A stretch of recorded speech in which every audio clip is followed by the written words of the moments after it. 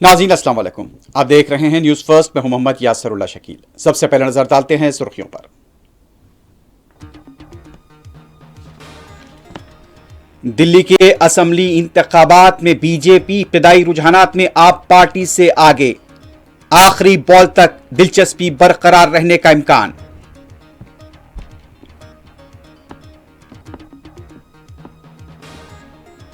आप पार्टी और बीजेपी ने अपनी अपनी कामयाबी के किए दावे।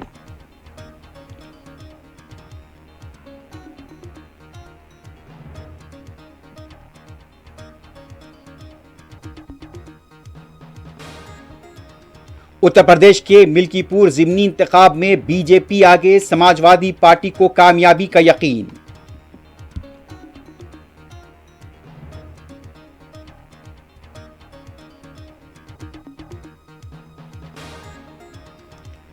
गजा के कंट्रोल के लिए कोई जल्दी नहीं, अमेरिकी सदर डोनाल्ड ट्रंप की वजाहत।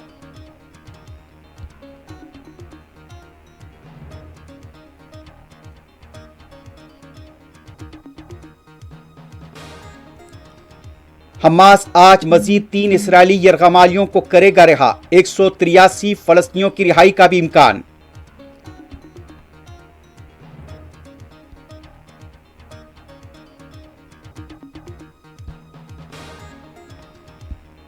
और मगरबी किनारे में यहूदी जुल्म जारी, गजा में मलबे से अब तक 12,000 लाशें निकाली गईं।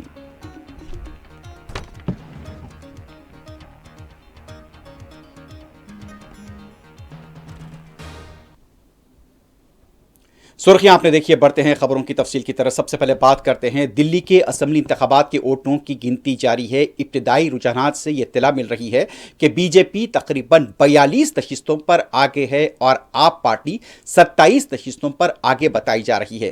कांग्रेस पार्टी भी एक नशिस्त पर आगे बताई जा रही है। आप पार्टी के कई सीनियर लीडर्स, जिसके अंदर मनीष सिसोदिया और वजीर आला आतिशी मालिना शामिल थे, वो अब से कुछ देर पहले तक भी पीछे चल रहे थे। वजीर आला अरविंद, यानी कि साबिक वजीर आला अरविंद केजरीवाल अब से कुछ देर पहले मामूली सबकत के साथ आगे बढ़े हैं नई दिल्ली की असेंबली नशिस्त से। मुकाबला यहां पर जिस तरह से देखा गया है कि दिलचस्प होता जा रहा है और इब्तिदाई रुझानात अभी सिर्फ 2 या 3 राउंड की यहां पर गिनती हुई है। अभी यहां पर 15 राउंड की गिनती होनी बाकी है। इस सिलसिले में रायशुमारी के मराकज पर गैर मामूली सिक्योरिटी का इंतजाम देखा गया है और यहां पर किसी भी पार्टी के उम्मीदवार फिलहाल यहां पर कामयाबी के दावे तो कर रहे हैं, लेकिन उनका यही कहना है कि आखिरी लम्हे तक वोटों की गिनती का इंतजार किया जाना चाहिए। तो जो खबरें मिल रही हैं यहां पर कि आप पार्टी के कन्वीनर अरविंद केजरीवाल अभी अभी आगे बढ़े हैं, जबकि आतिशी मालिना जो कि वजीर आला थी अब से कुछ देर पहले पीछे चल रही थी और जंगपुरे से मनीष सिसोदिया जो कि साबिक नायब वजीर आला थे वो भी पीछे चल रहे थे। और जो खबरें आ रही हैं कि बाज अहम ऐसी नशिस्तें हैं जहां पर आप पार्टी के सीनियर लीडर्स है, वहां पर वो लीडर्स पीछे चल रहे हैं और जो नए अरकान को टिकट दिया गया था उनमें से भी कई उम्मीदवार पीछे चल रहे हैं। तो आपको फिर एक बार बताते हैं कि दिल्ली के असेंबली इंतखाबात के वोटों की गिनती जारी है। जो तादा यहां पर आदाद और शुमार मिल रहे हैं उसके मुताबिक रुझानात में उतार चढ़ाव देखा जा रहा है। अब जो ताजा रुझान सामने आया है उसमें बीजेपी 41 पर और आम आदमी पार्टी 28 पर आगे चल रही है।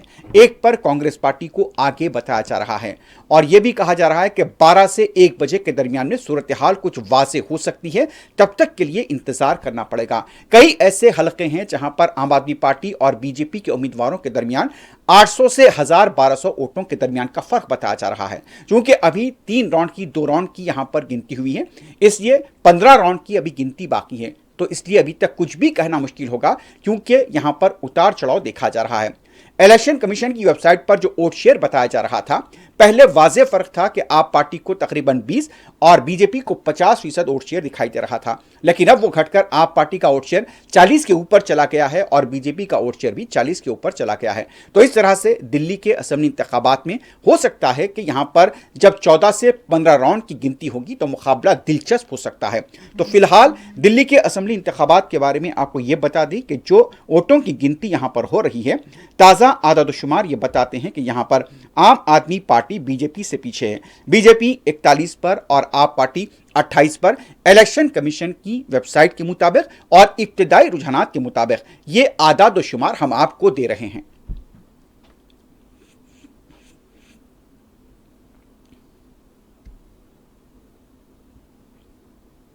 दूसरी तरफ आम आदमी पार्टी के तर्जुमान प्रियंका खक्कर का यह दावा है कि हम यहां पर जीतने जा रहे हैं। तमाम सियासी जमातों की तरफ से यही कहा जा रहा है कि अभी तो इब्तदाई रुझानात हैं और उनका यह कहना था कि आम आदमी पार्टी तीसरी बार हुकूमत बनाने जा रही है। देखिए, हमें पूरी उम्मीद है कि लोगों ने काम की राजनीति को वोट दिया है, सच्चाई को वोट दिया है और हम भारी बहुमत से एक बार फिर चौथी बार अरविंद केजरीवाल जी एज सीएम शपथ लेने जा रहे हैं। आम आदमी पार्टी जीतने वाली है। देखिए, ये कोई सिर्फ दिल्ली का आरोप नहीं था। हमने लगातार देखा, चाहे लोकसभा हो, चाहे हरियाणा के चुनाव हो, चाहे महाराष्ट्र के चुनाव हो, हर जगह डेटा में प्रॉब्लम निकल रही है, हर जगह डेटा अपलोड नहीं हुआ। हमने अपनी भी एक साइट बनाई थी बकायदा, जिसमें जो भी फॉर्म 17C हमने कलेक्ट किया वो सारे हमने जरूर अपलोड कर दिए थे। देखिए, मुझे लगता है कि भाजपा और कांग्रेस मिलकर दिल्ली का चुनाव लड़ी है और दिल्ली की जनता ने उन दोनों को ही जवाब दिया है। दूसरी तरफ दिल्ली बीजेपी के सदर की तरफ से यह कहा गया है कि ये इब्तदाई रुझानात हैं और हमें यकीन है कि बीजेपी इस बार दिल्ली में हुकूमत बनाएगी। मीडिया से बात करते हुए वीरेंद्र सचदेवा का कहना था कि अर्ली ट्रेंड्स के मुताबिक हमारी उम्मीद है कि हम यहां पर कामयाबी हासिल करने जा रहे हैं।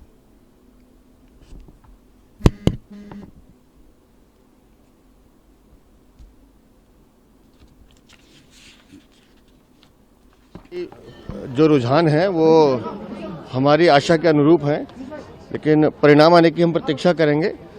मुझे बार बार इस बात को कहने में कोई संकोच नहीं है कि दिल्ली में हमारे कार्यकर्ताओं ने बहुत जुनून और शिद्दत के साथ काम किया है और जनता ने भी भरपूर आशीर्वाद दिया है। जनता को भ्रष्टाचार और विकास का मॉडल चुनना था, तो उन्होंने प्रधानमंत्री श्रीमान नरेंद्र मोदी के नेतृत्व को सलाम किया है और ये जीत हमारे राष्ट्रीय नेतृत्व की, माननीय प्रधानमंत्री के काम की जीत है होगी, जो मुझे ऐसा लगता है। निस्संदेह हम दिल्ली में डबल इंजन की सरकार बनाएंगे। सर, जितने बड़े नेता आम आदमी पार्टी के वो चुनाव हारते हुए नजर आ रहे हैं। केजरीवाल भी पीछे हैं, मनीष सिसोदिया भी पीछे हैं, आतिशी भी पीछे चल रही है। देखिए, हम सुबह से एक बात कह रहे हैं कि हमने दिल्ली का चुनाव दिल्ली के मुद्दों पर लड़ा है। हम अरविंद केजरीवाल से बार बार भ्रष्टाचार की बात पूछते थे, शीश महल की बात पूछते थे, शराब घोटाले की बात पूछते थे, टूटी हुई सड़कों की बात करते थे, सीवेज के ओवरफ्लो की बात करते थे, गंदगी की बात करते थे, गंदे पानी की बात करते थे, लेकिन अरविंद केजरीवाल इन मुद्दों से भागते थे। वो इस चुनाव को लुभाने की और वादों पे, झूठे वादों पे लाने की कोशिश कर रहे थे। दिल्ली की जनता ने दिल्ली के दर्द को समझा है और उस दर्द का जो निवारण है वो भारतीय जनता पार्टी कर सकती है। इस उम्मीद के साथ उन्होंने माननीय प्रधानमंत्री को वोट दिया। सीएम फेस कौन होगा? देखिए, हमारे लिए ये विषय गौण है। हम पहले भी कह चुके हैं, भारतीय जनता पार्टी का कार्यकर्ता मुख्यमंत्री बनेगा, केंद्रीय नेतृत्व तय करेगा इसको। इस बार आपको उम्मीद है कि इस बार आपकी सरकार बन जाएगी? बिल्कुल।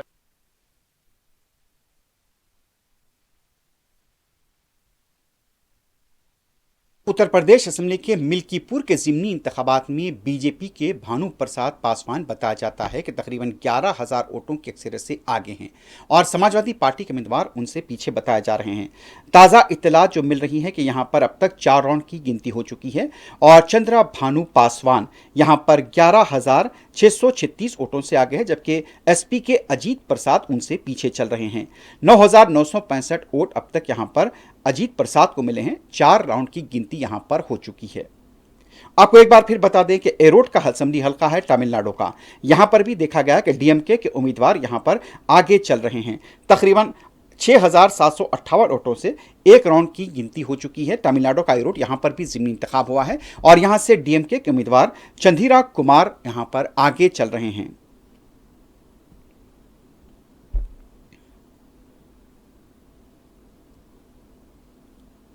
समाजवादी पार्टी के एमपी अवधेश प्रसाद का कहना था कि मिल्कीपुर के ज़िमनी इंतखाब में बीजेपी ने बड़े पैमाने पर धांधलियां की हैं, लेकिन इसके बावजूद भी मिल्कीपुर से यहां समाजवादी पार्टी कामयाब होगी।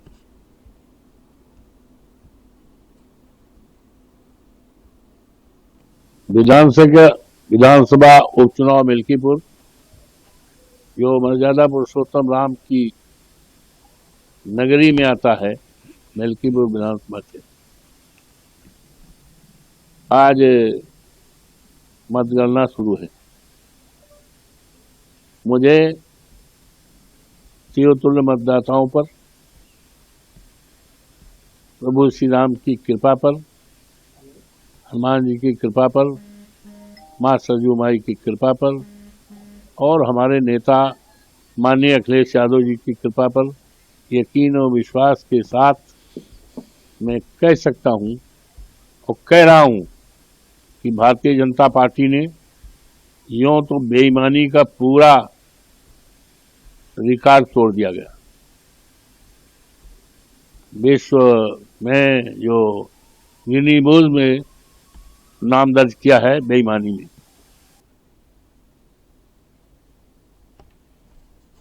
मध्य प्रदेश के गांव का एक वीडियो मंजरेआम पर आया है और ये वायरल हो रहा है, जहां पर एक रीछ का पीछा करते हुए ये बताया जाता है कि शेर और रीछ दोनों भी बौली में गिर गए थे। काफी मशक्कत के बाद इन दोनों को बाहर निकाला गया। मुकामी अवाम की तरफ से फौरी महकमा जंगलात को इत्तला दी गई थी और उसके बाद यहां पर इत्तला है कि दोनों को बाहिफाजत वहां से निकाला गया।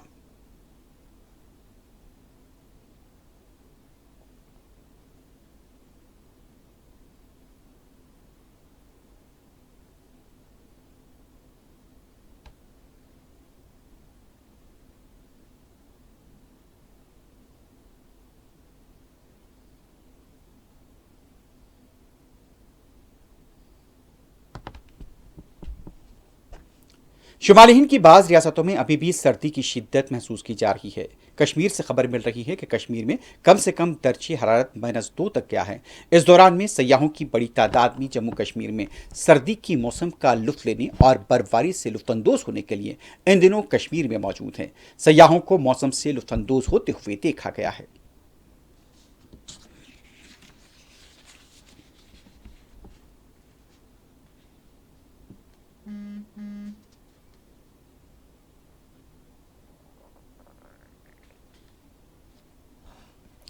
तेलंगाना के महकमे इंसदाद रिश्वत की तरफ से ट्रांसपोर्ट कंपनी के कमिश्नर के ऊपर यहां पर बताया गया है कि धावा किया गया है। गैर महसूब असासों की इत्तलात पर यह धावा किया गया था और डिप्टी ट्रांसपोर्ट कमिश्नर पुप्पाला श्रीनिवास के पास से तकरीबन 4 करोड़ 4 लाख रुपए के गैर महसूब असासों का पता चला है, जिनमें जेवरात के साथ साथ ये बताया जाता है कि कुछ दूसरे घरेलू दस्तावेजात, बैंक के लॉकर्स वगैरह दस्तियाब हुए हैं। अभी इस सिलसिले में कार्रवाई की जा रही है। यह भी इत्तलात मिल रही है कि 23 बैरूनी शराब की बोतलें और नकद रकम 5,29,000 रुपए भी यहां से जब्त की गई है। मजीद धावों के सिलसिले के जारी रहने की इत्तला है।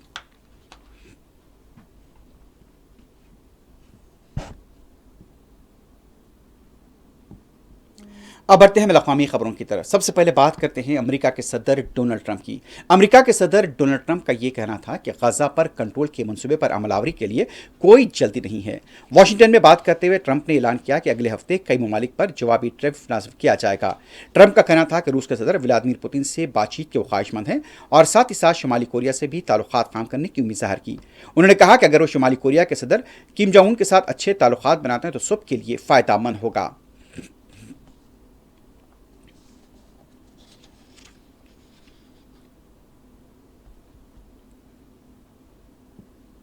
गजा में जंगबंदी माहदे के तहत हमास की तरफ से आज 3 मजीद इसराइली यरगमालियों को रिहा किया जाएगा और इसके बदले में इसराइल की तरफ से 180 से ज़्यादा महरूसीन को रिहा किए जाने का इम्कान है।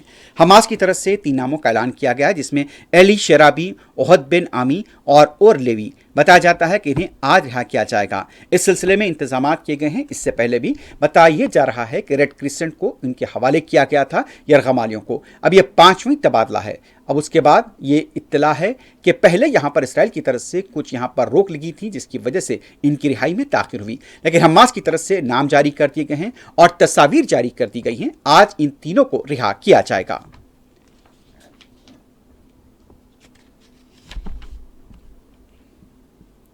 मगरबी किनारे में यहूदी फौज की जारियत का सिलसिला जारी है। 24 घंटों के दौरान तुल करीम और जनीन रेफ्यूजी कैंप के अलावा हेब्रोन और लमडस में यहूदी फौज ने क्रैकडाउन किया है।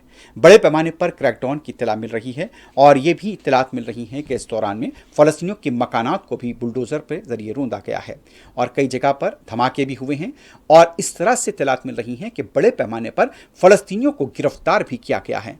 तो गाजा पट्टी के बाद अब मगरबी किनारा बताया जाता है कि यहां पर यहूदी फौज का एक निशाना बनाया हुआ है।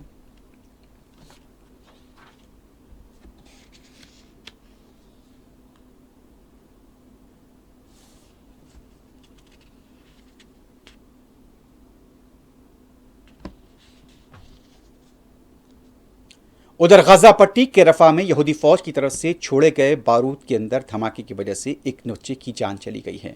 नौजवान यहां पर शहीद हुआ है। बताया जाता है कि यहूदी फौज ने जो धमाका अशिया यहां पर छोड़ दी थी, वहीं उसकी जद में आकर एक 16 साल लड़का शहीद हो गया है।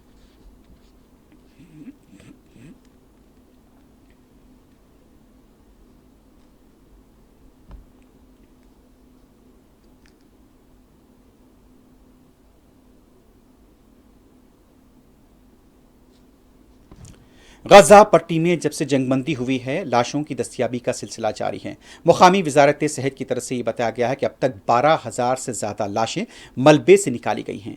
और जो इत्तलात हैं कि गजा में 7 अक्टूबर 2023 से लेकर अब तक यहूदी फौज की तरफ से जो कार्रवाइयाँ हुई हैं, हलाकतों की तादाद 60,000 से ज़्यादा हुई है, क्योंकि हालिया चंद दिनों के दौरान 12,000 से ज़्यादा लाशें मलबे से निकाली गई हैं। अभी भी लाशों को निकालने का सिलसिला जारी है।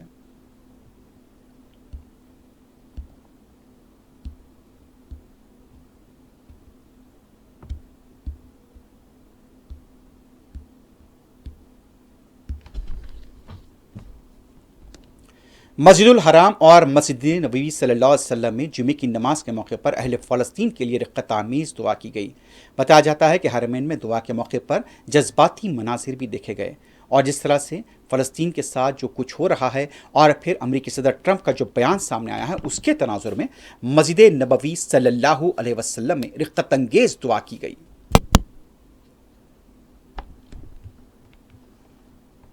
اللهم أعز الإسلام والمسلمين اللهم أعز الإسلام والمسلمين وأذل الشرك والمشركين ودمر أعداء الدين واحفظ بلادنا وبلاد المسلمين من كيد الكائدين ومكر الماكرين وحقد الحاقدين وحسد الحاسدين يا رب العالمين. رب اجعل هذا البلد آمنا رب اجعل هذا البلد آمنا رب اجعل هذا البلد آمنا. اللهم وفق إمامنا وولي أمرنا خادم الحرمين الشريفين لما تحب وترضى وخذ بناصيته للبر والتقوى. اللهم وفقه وولي عهده وسائر ولاة المسلمين لما فيه عز الإسلام وصلاح المسلمين يا رب العالمين. اللهم واشف مرضانا وعاف مبتلانا وارحم موتانا يا رب العالمين. اللهم انصر إخواننا في فلسطين على الطغاة المحتلين.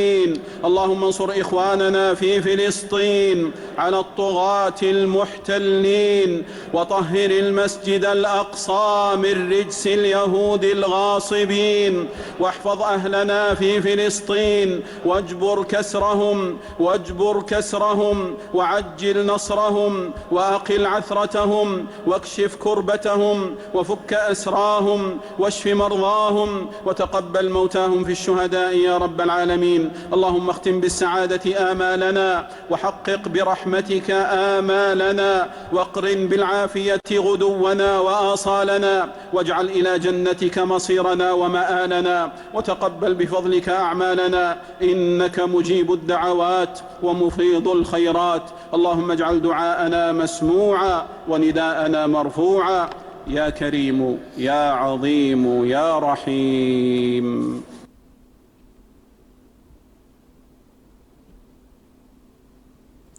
गुज़िश्ता इस तरह से गजा के अंदर तबाही हुई है और 1 साल से 15 महीनों के दौरान जो तबाही की गई, कई मसाजिद को निशाना बनाया गया।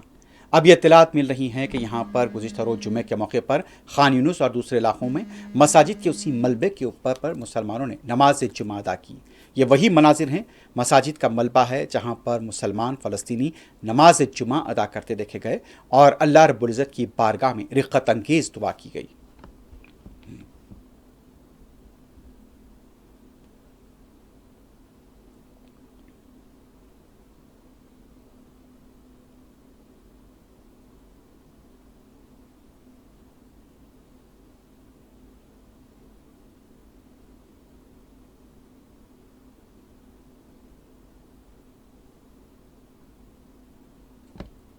उधर जॉर्डन के दारुल-हुकूमत अमान से खबर मिल रही है कि अम्मान में सदर अमेरिका के इस फैसले के खिलाफ वहां पर बड़े पैमाने पर एहतजाज हुआ है।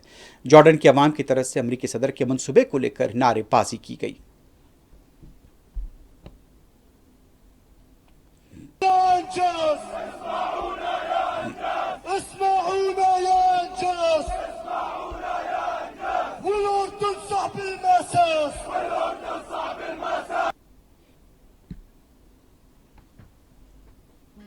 गाजा के अवाम मुसलसल ये कहते आ रहे हैं कि हम यहीं पर जिएंगे, यहीं पर मरेंगे।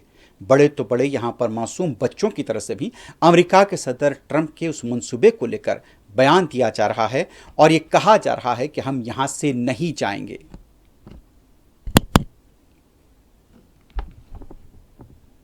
مرحبا ترامب، أنا الأيام طفلة من غزة، سمعت إنه بدك تهجرنا من أرضنا وتودينا على بلد تانية أحلى، بس أنا ما بدي أطلع من أرضي وبلدي حتى ما كانت مقصوفة ومدمرة، مدرستنا راحت، أنا حضلني صامدة فيها وما حفظت، وأوامرك ما رح أسمعها، وحتى لو انقصف بيتي ومدرستي واستشهدوا من أقاربي ومن عيلتي، حتى أنا مش رح أفرط من هذه الأرض، حضلني صامدة.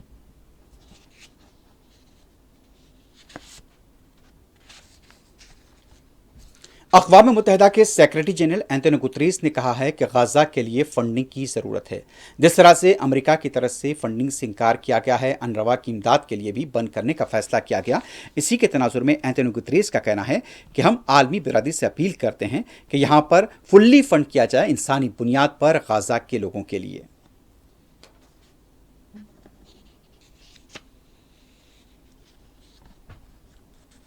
कनाडा के वजीर आजम जस्टिन ट्रूडो की तरफ से यह कहा गया है कि अमेरिका के सदर डोनाल्ड ट्रंप ने कनाडा को हथियाने की जो धमकी दी है वो हकीकत पर मबनी है और इसकी वजह यह है कि ट्रंप की नज़रें कनाडा की इंतहाई अहम मादनियात पर हैं। अमेरिकी मीडिया के मुताबिक कनाडा के वजीर आजम ने जब बात कही, इससे पहले मुकामी मीडिया को कमरे से बाहर निकाल दिया गया था। ताहम इंडोर स्टार और CBC ने कनाडा के वजीर आजम की आवाज़ रिकॉर्ड कर ली थी।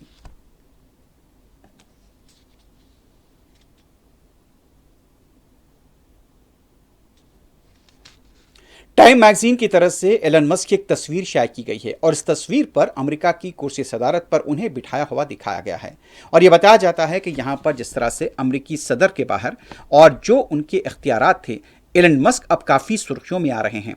अमेरिकी सदर ट्रंप से मुशाबा दफ्तर में उन्हें बैठे दिखाया गया। मैगजीन ने अपने तजिए में एलन मस्क और अमेरिकी तरक्याती इदारे के दरमियान बढ़ते हुए तनाज़े जिसे वो रोकने में कामयाब रहे हैं और ये कहानी लिखी है और ये कहा जाता है कि यहाँ पर मस्क की बालादस्ती यहाँ पर बढ़ती जा रही है।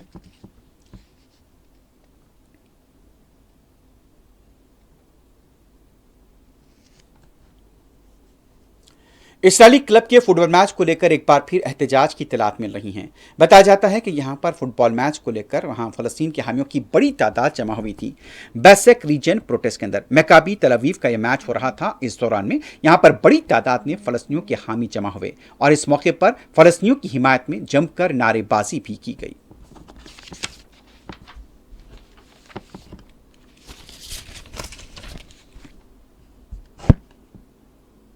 आखिर में सुर्खियों पर एक बार फिर नजर डालते हैं।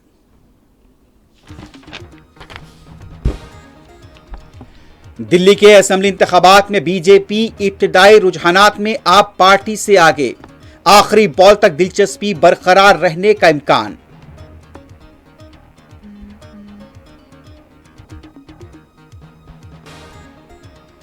आप पार्टी और बीजेपी ने अपनी अपनी कामयाबी के किए दावे।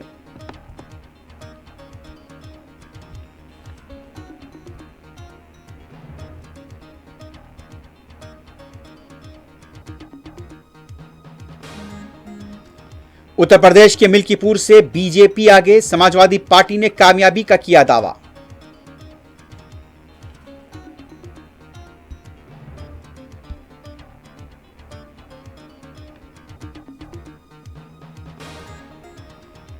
गजा के कंट्रोल के लिए कोई जल्दी नहीं, अमेरिकी सदर डोनाल्ड ट्रंप की वजाहत।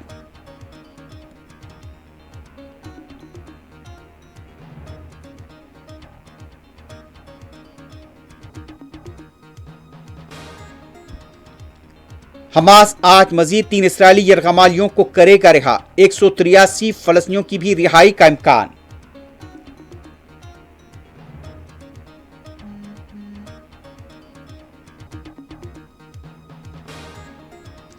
मगरबी किनारे में यहूदी जुल्म जारी, गजा में मजीद 12,000 लाशें दस्तयाब।